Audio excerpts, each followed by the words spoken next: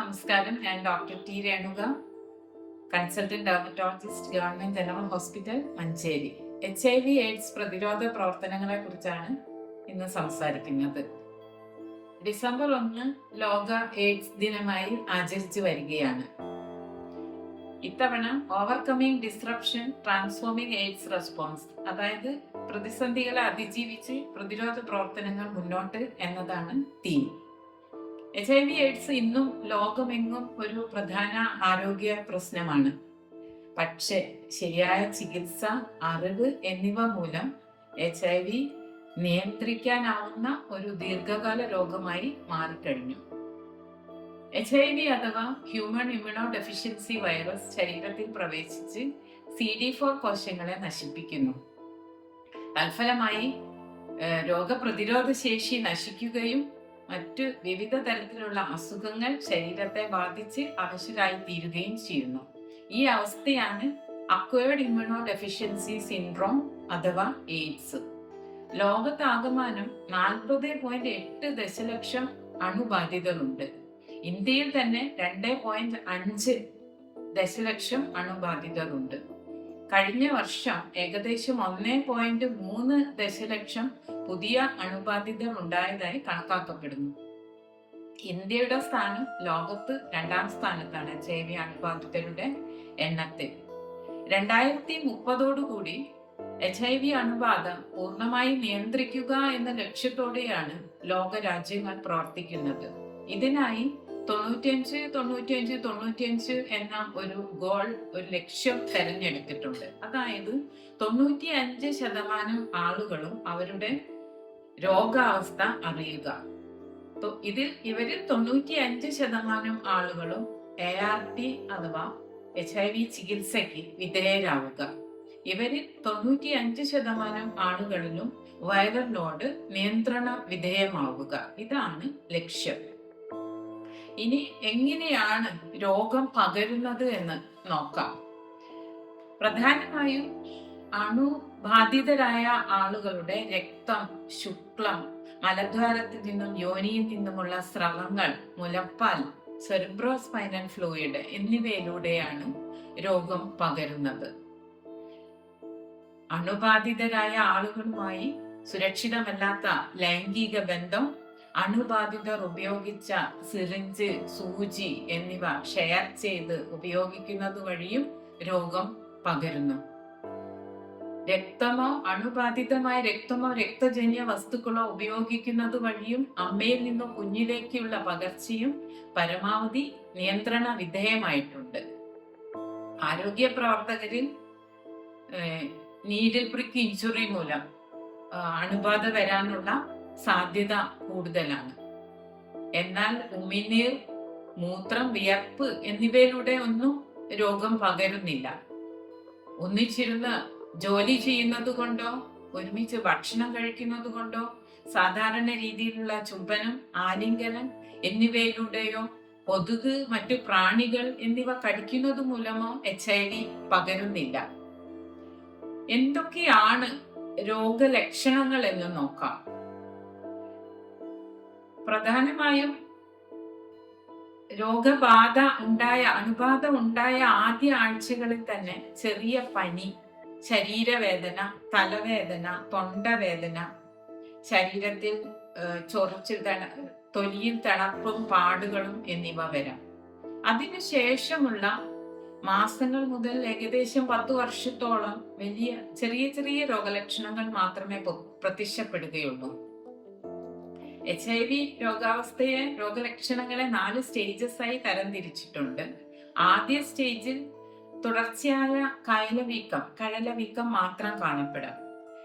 2ാമത്തെ സ്റ്റേജിലേക്ക് എത്തുമ്പോഴേക്കും ശരീരഭാരം കുറയൽ, അകാരണമായ മെലിച്ചിൽ, herpes simplex, herpes zoster virus, molluscum contagiosum, പാൽമുണ്ണി തുടങ്ങിയ വൈറസുകൾ, തൊലിയിൽ എക്സിമ, മാറാത്ത താരൻ തുടങ്ങിയ രോഗലക്ഷണങ്ങൾ, റെസ്പിറേറ്ററി ട്രാക്ട് ഇൻഫെക്ഷൻ എന്നിവയെല്ലാം കാണും. 3ാമത്തെ സ്റ്റേജിൽ എത്തുമ്പോഴേക്കും രോഗിയുടെ ശരീരഭാരം വളരെയധികം കുറയുന്നു. തുടർച്ചയായ 1 മാസത്തിലധികം നിലനിൽക്കുന്ന വയറിളക്കം, പനി, oral hairy leukoplakia, pneumocystis carinii pneumonia, pulmonary tuberculosis, ശ്വാസകോശ TB, ഇത് ചിലപ്പോൾ മരണത്തിലേക്ക് വരെ നയിക്കാം, തുടങ്ങിയ അസുഖങ്ങൾ ബാധിക്കുന്നു.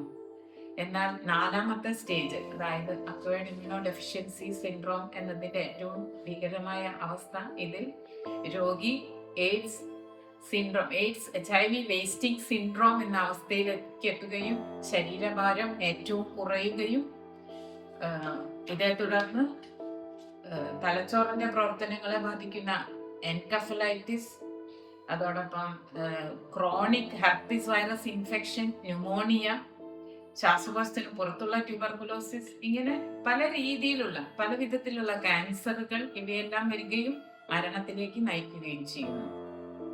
എങ്ങനെയാണ് പരിശോധനകൾ എന്ന് നോക്കാം. HIV പരിശോധന ഏറ്റവും എളുപ്പമേറിയതും ഏറ്റവും രഹസ്യ സ്വഭാവമുള്ളതുമാണ്. സർക്കാർ ആശുപത്രികളിലെ ICTC ജ്യോതിസ് കേന്ദ്രങ്ങളിൽ പരിശോധന സൗജന്യമാണ്. റാപ്പിഡ് ടെസ്റ്റ് കിറ്റ് ഉപയോഗിച്ചാണ് പൊതുവായി പരിശോധന നടത്തുന്നത്. ഈ പരിശോധന വഴി 15-20 മിനിറ്റിനകം തന്നെ റിസൾട്ട് ലഭിക്കും. ഈ ടെസ്റ്റിൽ വിൻഡോ പീരീഡ്, അതായത് അണുബാധയുണ്ടായി ആദ്യത്തെ 3 മാസം ആന്റിബോഡി രക്തത്തിൽ വരാൻ എടുക്കുന്ന സമയം, ഈ സമയത്ത് റാപ്പിഡ് ടെസ്റ്റ് ചെയ്യുകയാണെങ്കിൽ റിസൾട്ട് നെഗറ്റീവ് ആയിരിക്കും. എന്നാൽ പുതിയ ജനറേഷൻ ടെസ്റ്റുകളായ 4th generation HIV antibody, P24 antigen detecting കിറ്റുകൾ, ന്യൂക്ലിയിക് ആസിഡ് PCR ടെസ്റ്റുകൾ എന്നിവ ഉപയോഗിക്കുമ്പോൾ വിൻഡോ പീരീഡിൽ തന്നെ നമുക്ക് രോഗം നിർണയിക്കാൻ സാധിക്കും. സംശയമുള്ളവർ എല്ലാവരും തന്നെ HIV ടെസ്റ്റ് ചെയ്യണം. ഇനി ചികിത്സ, ആന്റി റീട്രോവൈറൽ ചികിത്സയാണ് നൽകുന്നത്. ഇത് ഫലപ്രദമാണ്, ജീവിതകാലം മുഴുവൻ കഴിക്കേണ്ടതുണ്ട്. സർക്കാർ ആശുപത്രികളിൽ സൗജന്യമായി ചികിത്സ ലഭ്യമാണ്. എല്ലാ ഗവൺമെന്റ് മെഡിക്കൽ കോളേജുകളിൽ, ജനറൽ ജില്ലാ ആശുപത്രികളിലും തിരഞ്ഞെടുക്കപ്പെട്ട മറ്റ് ആശുപത്രികളിലും ART ചികിത്സ ലഭ്യമാണ്. ART ചികിത്സയിൽ ഉൾപ്പെടുന്നത് TLD എന്ന 3 മരുന്നുകൾ അടങ്ങിയ ഒരു ഒറ്റ ഗുളികയാണ്. ഇത് വളരെയധികം ഫലപ്രദമാണ് എന്ന് ഞാൻ ഒരിക്കൽ കൂടി പറയുന്നു. ഇനി നമുക്ക് HIV തടയാൻ, വരാതിരിക്കാനുള്ള പ്രതിരോധ പ്രവർത്തനങ്ങൾ എന്തൊക്കെയാണെന്ന് നോക്കാം. ഏറ്റവും പ്രധാനം സുരക്ഷിതമല്ലാത്ത ലൈംഗിക ബന്ധം ഒഴിവാക്കുക, കോണ്ടം ഉപയോഗിക്കുക. മറ്റ് ലൈംഗിക രോഗങ്ങളായ ഗൊണോറിയ, സിഫിലിസ്, ഹെർപ്പിസ് ജെനിറ്റാലിസ്, ജെനൈറ്റൽ വാർട്ട് മുതലായവയൊക്കെ തന്നെ ചർമ്മരോഗ വിദഗ്ധരുടെ സഹായത്തോടു കൂടി ചികിത്സിച്ച് ഭേദമാക്കണം. ഹൈ റിസ്ക് ഗ്രൂപ്പ് ആയി കണക്കാക്കപ്പെടുന്ന സ്ത്രീ ലൈംഗിക തൊഴിലാളികൾ, പുരുഷ സ്വവർഗ രതിക്കാർ, ജയിൽ അന്തേവാസികൾ, ദീർഘദൂര ട്രക്ക് ഡ്രൈവർമാർ, ലഹരി മരുന്ന് കുത്തിവെക്കുന്നവർ തുടങ്ങിയ പുരുഷ അതിഥി തൊഴിലാളികൾ, ഇവരിലൊക്കെ HIV അണുബാധ കാണാനുള്ള സാധ്യത വളരെ കൂടുതലാണ്. ഇത്തരം ആളുകളുമായി അപകടകരമായ രീതിയിൽ അടുത്ത് ഇടപഴകാൻ ഇടവരുന്ന എല്ലാവരും തന്നെ HIV പരിശോധന നടത്തണം. അതുപോലെ ലഹരിക്ക് അടിമകളായവരുടെ ലഹരി ആസക്തി കുറയ്ക്കുവാനുള്ള OST ട്രീറ്റ്മെന്റ് സെന്ററുകൾ പ്രവർത്തിക്കുന്നുണ്ട്. Pre exposure prophylaxis, post exposure prophylaxis ചികിത്സകളും ലഭ്യമാണ്. കോളേജ് വിദ്യാർത്ഥികൾക്കിടയിൽ HIV അവബോധം സൃഷ്ടിക്കുന്നതിനായി റെഡ് റിബൺ ക്ലബ്ബുകൾ പ്രവർത്തിക്കുന്നുണ്ട്. ഇത്രയൊക്കെയാണ് തടയാനുള്ള പ്രവർത്തനങ്ങളായി ഇന്ന് നിലവിലുള്ളത്. ഇനി ഇതിന്റെ നിയമപരമായ പരിരക്ഷ എന്തെല്ലാം എന്ന് ശ്രദ്ധിക്കാം. 2017 പാസാക്കിയ HIV AIDS prevention and control and prevention act HIV അണുബാധ തടയുന്നതിനും അണുബാധിതരെ സംരക്ഷിക്കുന്നതിനും ഏറ്റവും പ്രാപ്തമാണ്. ഇതോടൊപ്പം തന്നെ ഇവർക്കായി HIV അണുബാധിതർക്കായി പോഷകാഹാര വിതരണ പദ്ധതി, പ്രതിമാസ ധനസഹായ പദ്ധതി, സ്കൂൾ സ്കോളർഷിപ്പ് പദ്ധതി എന്നിവ നടപ്പിലാക്കിയിട്ടുണ്ട്. മുഴുവൻ HIV അണുബാധിതരെയും BPL ആയി വിഭാഗത്തിൽ ഉൾപ്പെടുത്തിയിട്ടുണ്ട്. ഈ ലോക എയ്ഡ്സ് ദിനത്തിൽ നമുക്ക് ഒന്നിച്ചൊന്നായി പറയാം,